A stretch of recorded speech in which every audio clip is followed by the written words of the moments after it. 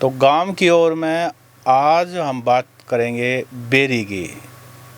Berry जड़ा धोक लागा है। झज्जर ज़िले का बेरी गांव बहुत पॉपुलर है। सिर्फ हरियाणा में नहीं, राष्ट्रीय लेवल पर बेरी की अपनी पहचान है। लेकिन बेरी का अपना एक इतिहास भी है। कर्नल साहब से जानते। कर्नल साहब, बेरी का क्या इतिहास है? बेरी जो है ये बहुत पुराने समय से एक परगना रहा है। परगना मतलब? परगना होता है, जैसे आज के समय में हम कहते हैं तहसील, तो मुगल समय में उसको कहते थे परगना। तो ये बेरी दूबल धन इसका नाम था। और इसके साथ लगता हुआ एक तरफ इसके साथ लगता था मांडौठी। मांडौठी एक परगना होता था। एक तरफ इसके लगता था महम परगना। एक तरफ इसके लगता था झज्जर परगना। तो इस ढंग से ये, और एक तरफ इसके लगता था भिवानी परगना। तो काफी ये बड़ा था बेरी। बेरी बहुत बड़ा परगना था ये। और इसका जो बेरी दूबल धन परगना था, उसका जो हेडक्वार्टर का हो वो हमेशा से बेरी रहा है। तो एक तो बेरी की इम्पोर्टेंस ये थी कि ये पॉलिटिकल सीट थी उस इलाके के जो बादशाह का प्रतिनिधि था उसकी। दूसरी बेरी की इम्पोर्टेंस थी ट्रेड रूट। जो मुगल समय का ट्रेड रूट था, जो बीकानेर जाता था, वो बेरी के थ्रू जाता था। वो रूट था दिल्ली से आप सराय औरंगाबाद भादरगढ़ के पास है। मांडौठी होते हुए बेरी से वो निकल जाते थे भिवानी। यहीं से एक रास्ता फटता था जो जाता था महम। तो ये जो ट्रेड रूट थे ये आके मिलते थे बेरी में। तो बेरी इस हिसाब से भी एक बड़ा ट्रेड रूट भी रहा है। तो यहाँ पे बनिए काफ़ी परिवार रहे हैं और अच्छे खुशहाल बनिए परिवार रहे हैं, जिन्होंने गांव में काफ़ी जो सार्वजनिक कार्य भी कराए हैं, जैसे कुएं, बावली, जोड़, वो उन्होंने उनके तालाब बनवाए हुए हैं।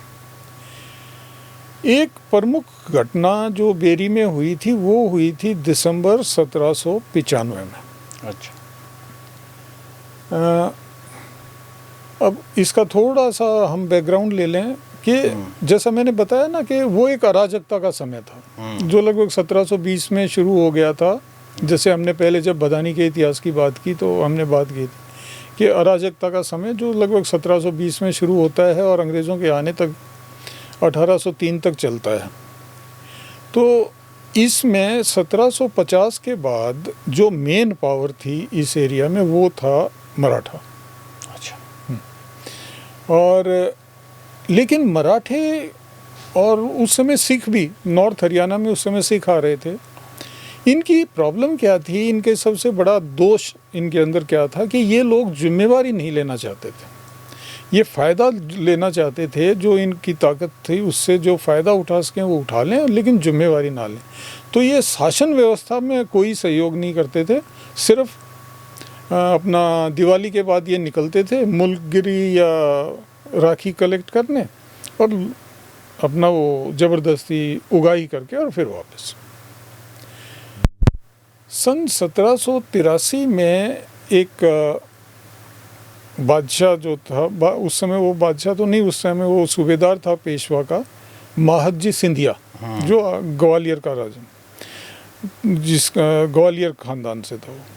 तो वो बड़ा प्रमुख और ताकतवर व्यक्ति बन गया था। वो था जिसने एक व्यवस्था स्थापित करने की कोशिश की। वो 1794 में फरवरी में गुजर गया। उसके गुजरने के बाद वो फिर से वापस, वो जो थोड़ा बहुत उसने लोगों को कंट्रोल किया था, वो फिर प्रॉब्लम आनी शुरू हो गई। तो यहाँ पे क्या हो रहा था कि ओवरऑल मराठे इंचार्ज थे। अगर आप पूरे हरियाणा को उस समय देखो तो पलवल होडल वाला इलाका था, एक कर्नल हेसिंग होता था, फ्रेंच था वो, महादजी की सर्विस में था। उसके बाद उसका जो भतीजा उसकी जगह आया दौलत राव, उसकी सर्विस में, उसकी जागीर थी। फिर आपका ये रेवाड़ी, सोहना, फिरोजपुर, झिरका आता है, ये बोगने की अपना जागीर थी, वो भी इसके सेनापति था महाजी का। और उसके बाद जो रेवाड़ी, सोहना और ये फिरोजपुर, झिरका इसके हो गए। उसके बाद ये बादशाहपुर, झाड़सा वगैरह बेगम सुमरो का था। और आगे आओ तो भाई ये झज्जर वगैरह जो था, ये झज्जर, रोहतक, हिसार, ये इलाका फ्री फॉर ऑल था, मतलब इस पे पक्का नियंत्रण किसी का नहीं था। तो एक व्यक्ति था अप्पा खांडेराव, जो उसके नीचे कनौड, जिसको आज के दिन हम महेंद्रगढ़ के नाम से जानते हैं, कनौड का जो नाजिम था उसको वो बना रखा था महाजी ने। अब उसके पंख निकलाए महाजी मरने के बाद, और उसने सोचा तू खुद अपना राज कायम कर। तो उसने जॉर्ज थॉमस की सर्विस ली। जॉर्ज थॉमस को उसने हायर किया कि मैं तेरे को अपना वो देता हूँ, जागीर देता हूँ, और तू ये फौज खड़ी कर और इस इलाके को कंट्रोल कर, और हम फिर मैं राजा बन जाऊँगा। तो 1794 में जॉर्ज थॉमस शुरू करता है पहले वो तिजारा, वो इलाका जो था जिसको इसने अप्पा खांडेराव ने उसको दे दिया था कि ये तेरी जागीर होगी, उसके ऊपर वो कंट्रोल करने की कोशिश किया। तो उसके साथ उसका मेयो से संघर्ष हुआ, किसी दिन बात करेंगे, बड़ा इंटरेस्टिंग किस्सा है वो। खैर वहाँ से वो चला, और अगला उसका बड़ा संघर्ष होता है जाटों से बेरी में। तो ये जो था, अब इनकी क्या थी कि देखो, एक किसान जो है उसको खेती करनी है, उसे अपनी फसल बोनी है और काटनी है, और काटने के बाद उसको बेचना है। वो इन समय पे झगड़े नहीं चाहता, वो चाहता है व्यवस्था रहे, कोई व्यवस्था कायम रखे और मैं अपना काम करता रहूं। उसको जो ये व्यवस्था कायम करने में जो चाहिए मेरे से लगान के तौर पे, वो लेता रहे। एक वाजिब जो है वो अपना लेता रहे, मेरे को कोई प्रॉब्लम नहीं है। प्रॉब्लम किसान को कब आती है? जब उससे गैर वाजिब आप मांगना शुरू करो। अब ये समय था जब उससे गैर वाजिब मांगा जा रहा था। इधर से अप्पा खांडेराव का आ रहा है, उधर से वो दूसरे किसी दौलत राव सिंधिया का आ रहा है, उधर से सिख आ रहे हैं, उधर से रोहिल्ला भी आ जाते थे, फिर कोई ना कोई गांव भी आपस में कर।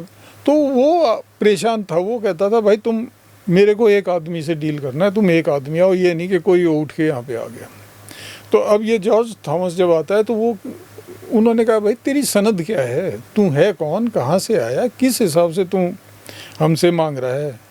ये इलाका तो बादशाह के पास इसका लगान जाता था, तो तू बादशाह की कोई अथॉरिटी दिखा हमें, कोई पर्चा उसने तेरे को दिया हो, कुछ किया हो। तो अब पर्चा इसके पास तो कुछ था नहीं, ये तो अप्पा खांडेराव ने बोल रखा था तू जाके वहाँ पे कर दे। तो इसने कहा भाई ठीक है, तुम नहीं देते हो तो फिर मैं तुम्हारे ऊपर हमला करूँगा। बोलते कर ले। अब क्या था कि उस समय का जो बेरी था, आज के बेरी से आप उसकी कल्पना थोड़ा सा नहीं कर पाओगे। अब क्या है कि आप मंदिर और गांव के बीच में से एक रास्ता जाता है, जो उस समय मेन रास्ता था। हाँ। जो अपना पुराना देवी का मंदिर है वो गांव से बाहर था, गांव के अंदर नहीं था। वो गांव उससे आप कह सकते हो उसके उत्तर की तरफ था, उत्तर और पश्चिम की तरफ, लेकिन साथ लगता ही, ज़्यादा दूर नहीं था, उनके बीच में ज़्यादा फैसला नहीं था, बीच में से रास्ता जाता। गांव के चारों तरफ कच्ची दीवार थी। गांव की खुद की हाइट जो है वो बाकी इलाके से लगभग 20 फुट की ऊंचाई थी। वो जो टीला सा था उसके ऊपर बेरी गांव है, उसके चारों तरफ कच्ची दीवार है ईंटों की, मोटी सी, और इसके अंदर उन लोगों ने अपना वो जम गए, डट गए हैं कि भी आ जाओ तुम। मंदिर से अगर आप नीचे की तरफ आओ, यानी कि साउथ ईस्ट में आओ, तो एक बड़ा सा पानी का झील है। जिसका आज के दिन कुछ हिस्सा बचा हुआ है। जो नया मंदिर इन्होंने बनाया है उसके पास एक जोड़ है, फिर आप उससे आगे जाओ तो जाट धर्मशाला के आगे फिर एक जोड़ है। अब आप यूँ मान लो कि उस समय ये दोनों जोड़ और इनके आसपास के पूरे इलाके के अंदर पानी था।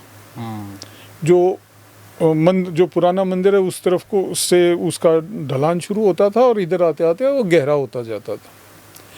जो गांव से ऊपर यानी उत्तर से की तरफ जो था इलाका वो जंगल था उस समय। तो ये हालात थे। और इसके अलावा एक दो और जोड़ जो नज़दीक थे वो भी थे, जो अभी भी उनमें से एक दो बचा हुआ है, बाकी शायद भर दिए इन्होंने। तो एनीवे ये इनका लेआउट था जो बेरी का। और इसके अंदर थे ये लगभग कोई 1000 जवान आदमी इकट्ठे हो रखे थे और लगभग इतने ही जॉर्ज थॉमस के पास थे। तो लड़ाई शुरू होती है और वो एक तरफ से घुस जाते हैं गांव में। उस समय छतें होती थी खपरे इसकी फूस की। अच्छा, ये सीधे वाली छतें नहीं थी, फूस की छत डाला करते। तो इन्होंने गांव वालों ने, वो इनके ही घर थे लेकिन इन्होंने मैंने आग लगा दी। अब वो आग लगा दी तो ये जॉर्ज थॉमस वाले उसके अंदर गए फंस और इनके पास पीछे भागने के अलावा कोई चारा नहीं रहा। तो पहले दिन की लड़ाई तो ये हो गई और इसके जॉर्ज थॉमस के, अब ये जो था ये एक बहुत बड़ी बात हो गई कि भाई पीछे हटा दिया है। तो उनका मोरल अप हो गया और इनका डाउन। तो अगले दिन ये फिर से इन्होंने हमला शुरू किया। फ़र्क क्या था कि इसके पास तोप थी। अच्छा, उनके पास नहीं थी। गांव वाले पास। हाँ, तो उससे फ़र्क पड़ गया और दूसरे दिन आखिर में इन्होंने गांव पे कब्जा कर लिया, बेरी पे। हाँ, लेकिन ये एक बड़ी इंटरेस्टिंग बात इसमें हुई कि कुछ लोग जो उस समय छोड़ के भागे, मतलब बचने के लिए, वो थोड़ी देर के लिए तो दूर भागे लेकिन फिर वापस आ गए और आके उसमें जंगल में जम गए। तो अब अगले दिन इनके साथ फिर इनको प्रॉब्लम है कि अगर इनको घास लेने बाहर जाना है तो फिर इनके वो वहाँ पे खड़े हैं। इनके जैसे घोड़े बैल वगैरह थे जॉर्ज थॉमस के, तो उनके लिए। तो तीसरे दिन वो जो लड़ाई होती है वो उस बनी में, अच्छा, वो लड़ाई हुई और आखिर में जीत गया। लेकिन इसका ना एक बड़ा इंटरेस्टिंग बात ये है कि वो लड़ाई तो वो जीत गया, जॉर्ज थॉमस जीत गया। हाँ, जीत गया। लेकिन इससे पहले मैंने बताया तिजारा में हुई थी मेयो के साथ, यहाँ पे होती है जाटों के साथ।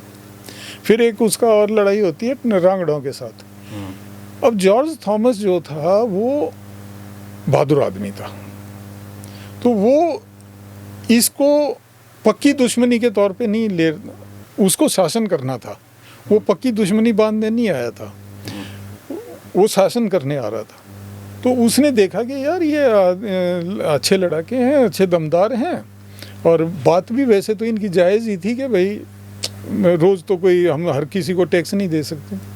तो उसने मेयो को भी ये पहले ऑफ़र किया था और अब इनको जाटों को ऑफ़र किया कि भाई तुम अगर मेरे साथ आते हो तो मैं तुम्हें अपने पास मेरी फ़ौज में तुम नौकरी के तौर पे भर्ती करूँगा, तुम्हारे को पे दूंगा और अगर किसी किस्म का तुम्हारे को नुकसान होता है, मर जाते हो, तो तुम्हारी आधी तनख्वाह पेंशन के तौर पे दूंगा।